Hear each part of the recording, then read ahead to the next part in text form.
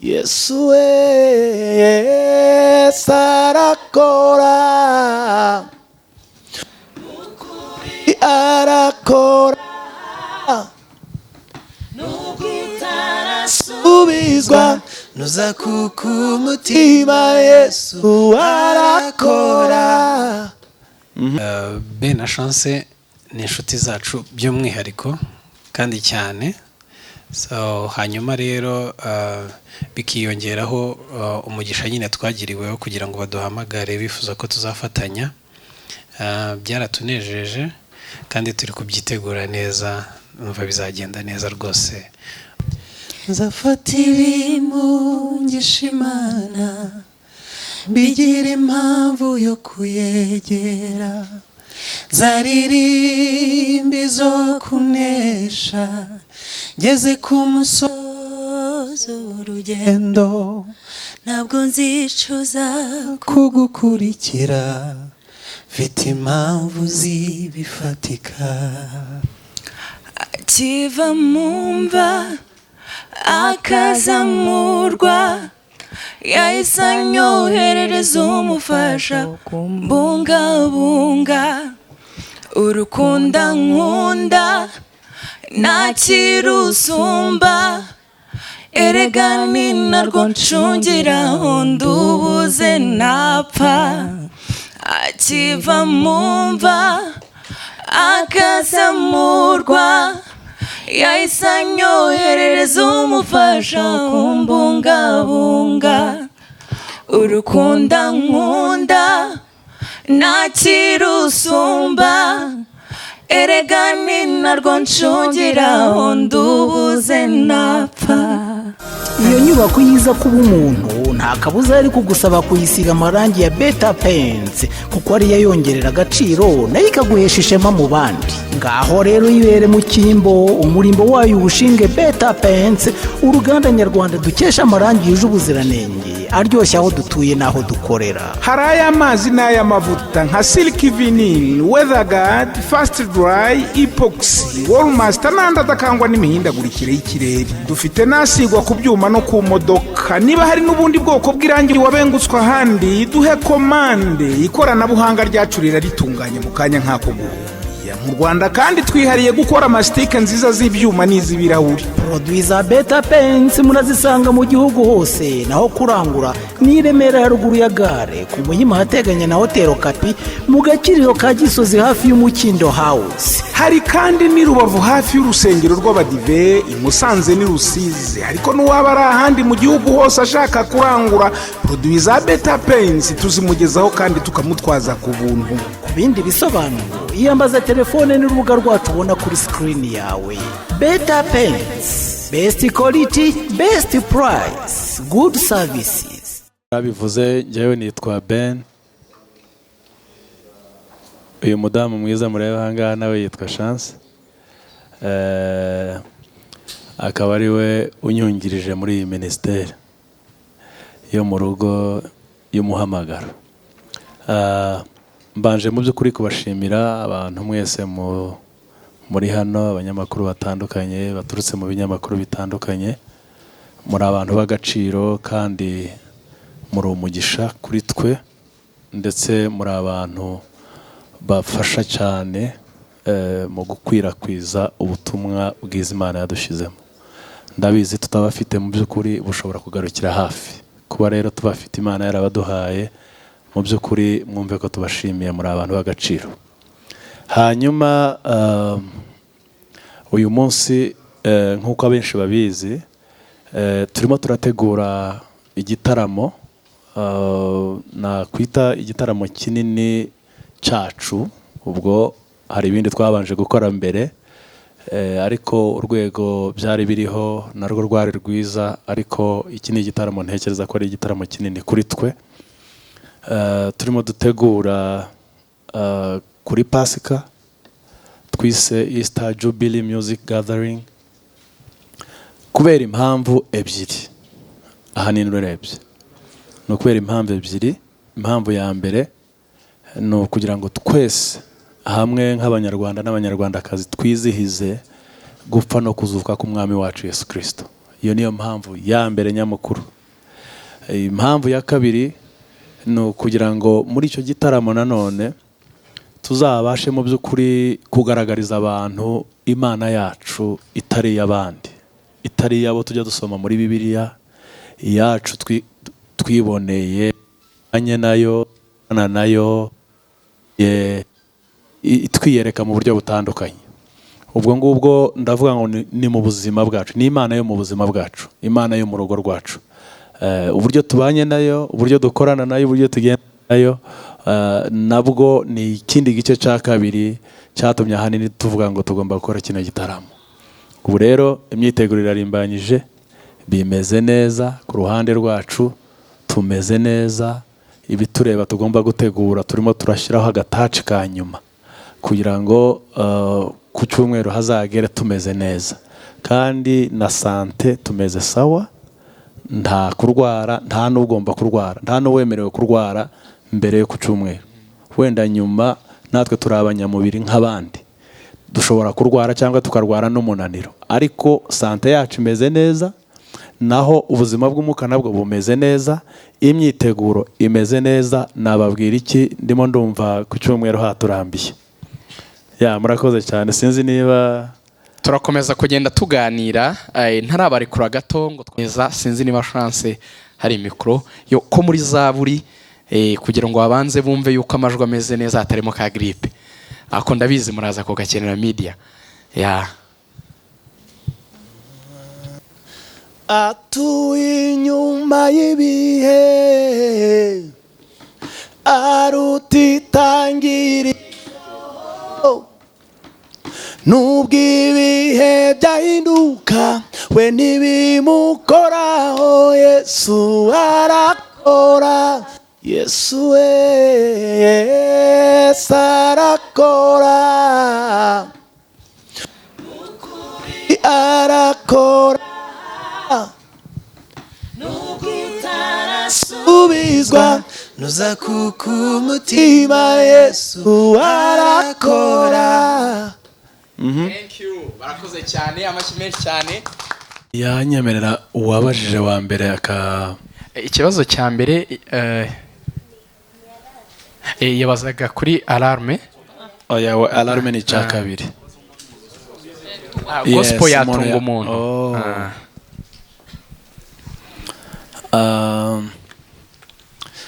Niga muri segonderi, nari i Bujumbura, ndi mu mwaka ndangije wa gatatu wa segonderi, ngiye kwiga mu wa kane.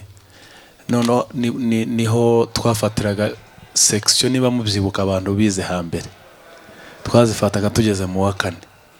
Noneho ababyeyi barambwira ngo uramutse wize ubuhinzi n'ubworozi ufite isoko. Sawa, bankubise muri agriculture. Ndize umwaka wa kane ngiye mu wa gatanu, nza gukomereza hano mu Rwanda, manuka epfiri ya Nyagatare, nkomeza uwa gatanu n'uwa gatandatu mu buhinzi. Ndangije ubwo nicyo gihe umwaka nashoje, ni nawo mwaka iriya kaminuza ya Nyagatare yaje. Njyewe nari mvuye muri segonderi, kaminuza ivamo, ndako segonderi irangiye kaminuza iraza. Hahandi muri cya kigo narindi n'ubundi mpita nkomerezamo muri kaminuza, nanone niga agriculture. Babona babwiye iyo nkuru ndanashoje. Ubwo gusubiza ikibazo cya mbere, kuva umunsi na graduatinze, cyokoze sinababesha, nakoze ikiraka kimwe mu bijyanye n'ubuhinzi n'ubworozi. Ndangije naho nabiherukiye. Ni ukuvuga ngo ubu tuvugana imyaka igera kuri 10 irenga, narashoje kaminuza. Umuziki niwo utubeshejeho. Ntabwo wakorera Imana ngo ubure kubaho. Umuziki wakubeshaho wahagazemo neza, ugakorera Imana neza, mu by'ukuri Imana iragutunga. Hari icyo wongeraho kuri icyo? Cyangwa mvuge cya kabiri kugira ngo utatinda. Alarme nkuko wabivuze kudutandukana nawe biragoye, ntabwo ari ibintu byoroshye, kuko aho tubona tuba turi muri alarme naho wonye alarme tuba turimo twese nta kibazo turi umwe rero kuza mu gitaramo cyacu bazaza hari bavuze ngo bose bazaza nk'indorerezi cyangwa bazaza nk'aba alarme izaza mu gitaramo kandi nubwo nabibwira ngo ntimuze ntimwishyure baza bakishyura kugira ngo badushigikire ni ababyeyi bacu ni ahantu twakuriye ni parti imwe muri twebwe bazaba bari mu mirimo ni nko kutavuga ati wa muntu uri kuri protocole naza naririmbe ni uvuga baraducikiye mu buryo bwose bazaba bari kumwe natwe mu mirimo yo muri kutaririmba kubera imirimo myinshi bazaba bafite murakoze wenda nongeyeho n'ubundi mu by'ukuri alarme dufite abaririmbyi bamwe bo muri alarme tuzaba turi kumwe nabo dukorana ariko nka Ben na Chance abandi bose bazaza kandi ntibazaza burya umuntu ntibazaza ari indorerezi biteguye guhimbaza hamwe natwe kandi iyo babonye alarme mureke mbabwire alarme gatoya alarme iyo babonye duteguye igikorwa ni ukuvuga ngo ni ishema kuri yo natwe iyo turimo dutegura igikorwa cya alarme tugitegura twumva ari ishema ryacu ni ukuvuga alarme na Ben na Chance turi impanga reka tubivuge gutyo uretse ko twe tubifata nk'aho ari ababyeyi alarme ni umubyeyi bazaza rero kudusapotinga habe nubwo tutabishyuza amafaranga bajya bayaduha nubwo tutabishyuza barabikora rero nk'ababyeyi aka kantu reka nkahe kibasumba gasubize ni ukuvuga ngo igitaramo twaragisengeye ngo kutuzuza arena ngo niyo yaba ari inkuru ariko kuyuzuza byo mbese tayari twayujuje noneho kibasumba rero ngo iyo uryamye ujya usinzira cyangwa ujya ukomeza urota gusa urota ngo ku cyumweru harageze kwanza kubera iki kutayuzuza ari inkuru iyo nkuru mwitega ko nituzura muza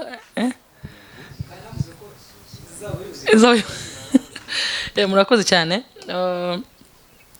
iyo nicuye kenshi mu ijoro ndatekereza nkavuga ngo mana uyu munsi wandambiye kugera ariko ndifuza ko uzadutange kuko ni ibintu bibira muri twe kandi twarambiwe no kwitarika igera turabisengera kenshi turabitekereza kenshi amasaha menshi yo turi maso turabitekereza tukanabivuga murakoze turakira Papi Claver na Dorcas babajije kucyo mutekereza kuzakorera muri arena ibibazo bikomeye ariko kandi byiza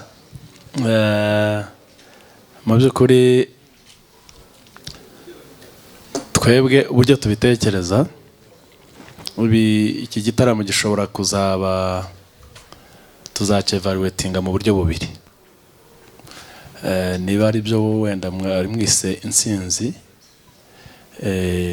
kugira nyine ngo tuvuge ko cyabaye successful ni mu buryo bubiri uburyo bwa mbere ni uburyo Imana izadukoresha twese aba bari twebwe n'abandi bavandimwe turi kumwe mu gutuma tubasha gushyira abantu mu kirere cyiza cyo gusabana n'Imana kandi ibyo iyo turi mu iteraniro turabibona kubera umwuka w'Imana tubamo ujya ubibona neza ukabona ko Imana yamanuye ikirere gituma abantu bayo basabana nayo tubirebera mu gitaramo ikindi cya kabiri intsinzi ishingiye ku bwitabire nituzabona ino big arena yuzuye tuzavuga ngo iyi nayo ni success ariko iyo niyo ya kabiri nyine ngerageje kubirankinga iya yindi niyo ya mbere ni ukumekinga ashobora ko umuntu wese winjiyemo hano abashije gusabana n'Imana mu buryo bwuzuye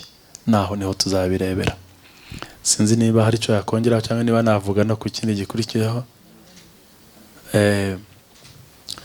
icya kabiri ntabwo nkirimo kukibuka icya kabiri yabajije ngo hagati y'iby'Imana yabakoresheje n'ibyo twebwe tuyikorera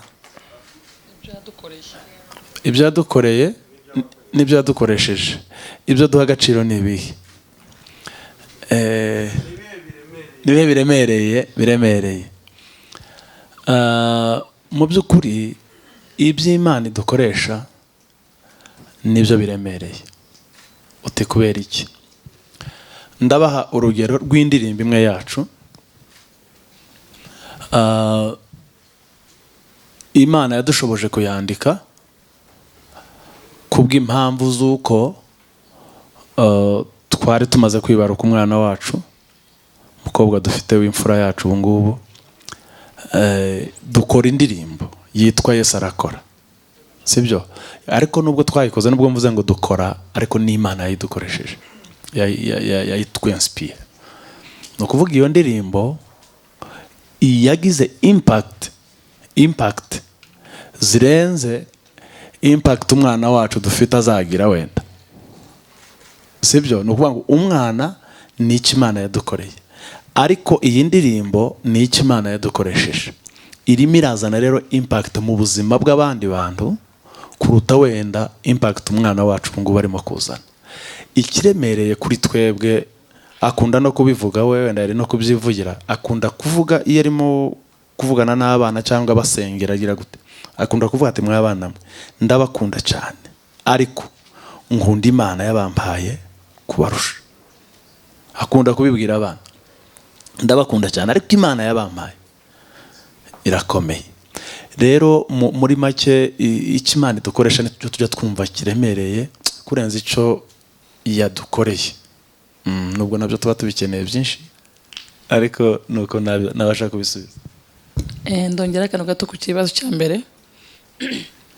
Hari umugabo muri Kongomani witwa Mnongo, umuvugabutumwa, yatubwiye ko yari umupagani cyane, ari umubandi kabisa. Ajya muri stade muri Kongo habaye igitaramo cy'umugabo witwa Bonke, kera cyane. Ubu ni umuvugabutumwa ukomeye, ariko atubwira ko ari aho ngaho yakirijwe. Ubu munsi aduha ubwo buhamya ari kubwiriza mu rusengero. Numvishe mbwiye Imana ngo Mana uzambabarire ninkoresha gitarane hazagira umuntu y'umwe ubu umuvugabutumwa cyangwa umukozi wawe aturutse muri cya giterane. Sinzi aha niba ari iki, niba ari ikindi, gusa nicyo kintu nsaba Imana buri gihe. Kubera iyo mpamvu njya numva twanashizeho n'igihe cyo guha abantu se abakizwa barahari kuko nicyo kintu kiba kiri mu ntego cyane cyane yacu. Nimba umuntu y'umwe uhindukira ku bwa Kristo biturutse muri kino giterane, izaba ari intsinzi irute izindi ntsinzi zose. Murakoze. Murakoze cyane. Reka mbanze wenda abone gukurikiraho. Icya mbere, Bishop wacu Fidel Masengo, umubyeyi wacu, igitaramo cya mbere twakoze niwe wakibwirijemo. Cya kabiri, Julienne, Pastor Julienne ni marene wanjye, nawe ni umubyeyi wanjye. Iki niwe uzakibwirizamo. Apotre Mignonne, igitaramo duheruka, nawe ni umubyeyi wacu, niwe wakibwirijemo. Urumva abantu bose uvuze bose ni ababyeyi bacu, kandi bose dufite igihe twakoranye nabo. Iki gihe ni cya Julienne, kandi gukorana na Julienne bivuga ko batakiri ababyeyi bacu, bose ni ababyeyi bacu, kandi bose twarakoranye. Iki gihe ni cya Julienne Kabanda. Murakoze. Uretse ko abantu dukunda kurondogora, ariko ikibasumba arabishubije. Ni ukuvuga ngo Bishop Masengo nyine ni umubyeyi wacu, niwe urera impano yacu. Turi anda y'amavuta ye, no kugira ngo tuze hano yari yabihesheje umugisha. Turabimubwira kandi azaba ari kumwe natwe, ahagararanye natwe. Ni nkuko nawe umwana wawe yaba arimo ategura igikorwa, uko niko bimeze. Kandi yagiye adufasha mu bintu byinshi, n'ubu arimo aradufasha, azanakomeza adufasha kuko turi abana be. Icya kabiri nkuko yari abivuze, no kugira ngo nyine ndondogoreho gake mufashe, mwunganire nako. Hanyuma Apostle Mignonne nawe ni umubyeyi wacu, kandi dukorana neza muri iyi ministry. Turi inshuti z'itorero, kandi nawe akaba inshuti yacu, ajya dusapotinga n'ubu kandi yaradusapotinze. Hanyuma tugeze rero kuri Pastor Julienne w'uyu munsi, nawe ni umubyeyi wacu, noneho mwabyumvishe ko ari na marene wacu sibyo? Noneho rero mwibaze namwe, dukoze igitaramo cya mbere tugakoresha umushumba wacu, tugakora icya kabiri tugakoresha umushumba wacu, tugakora icya gatatu umushumba wacu, icya kane umushumba wacu, mwagera mukavuga ngo ariko namwe muduhindurire, iyi ndyo yabaye imwe. Cyangwa wenda mukaba mwanatekereza ngo ntidufite izindi nshuti nyinshi. Ni ukuvuga ngo ni ukugira ngo tubahindurire indyo murusheho kugira sante imeze neza. Ariko abo bantu bose ko ari batatu ni abashumba bacu beza, bakaba n'ababyeyi bacu.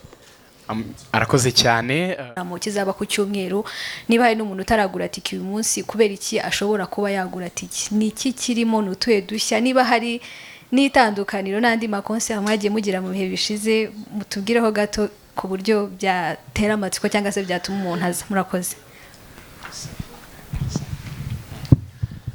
Murakoze cyane. Umuryango ni ikintu cy'ingenzi cyane. Natwe hari aho rimwe na rimwe tujya tugera tukavuga tuti ahangaha noneho reka tube tubiretse, tugume muhira n'abana twiteho kandi tubahe ibyo tugomba kubaha, tubicare iruhande banezerwe. Ni byiza cyane. Ariko iki gitaramo umuntu wese akigize intego byamubera byiza.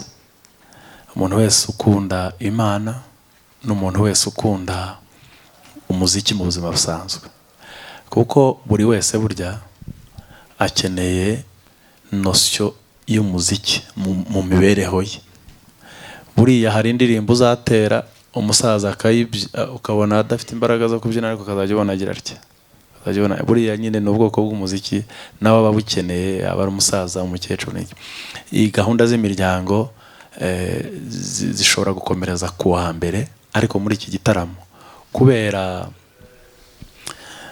uburyo twiteguye guhimbaza mu Imana, ni ukuri birakwiye ko umuntu wese atavutswa ayo mahirwe.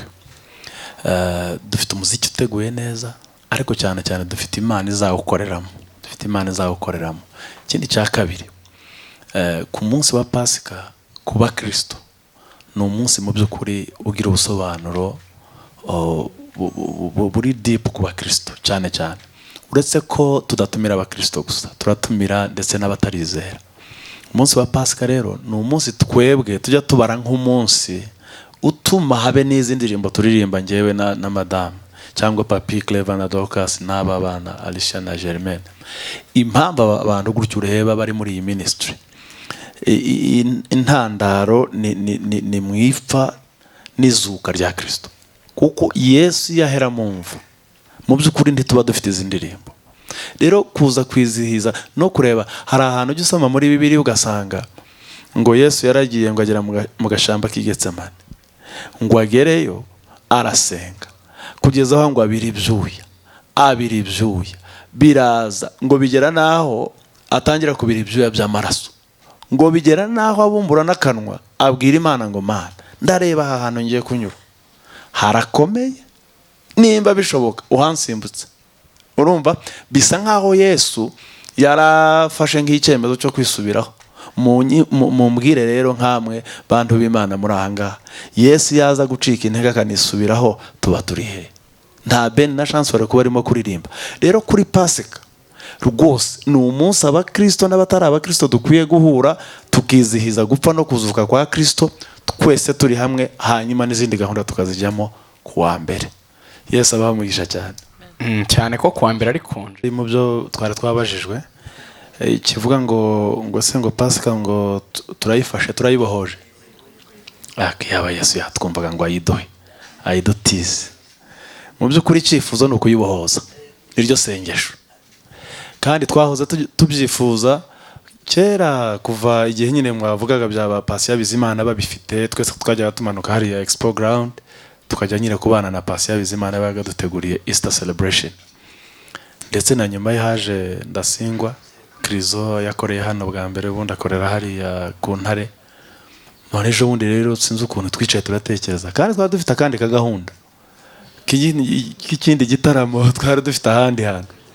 Noneho twicaye dutekereje, twibuka ko abagabo bombi badafite gukora muri uyu mwaka hano. Ari Patient murabizi, ari na Ndasingwa nabwo twibuka ko adafite gukora uyu mwaka. Akase ubu tugiye gutaramira hanze y'igihugu iyi tariki twahoze tugira mu nzozi zacu.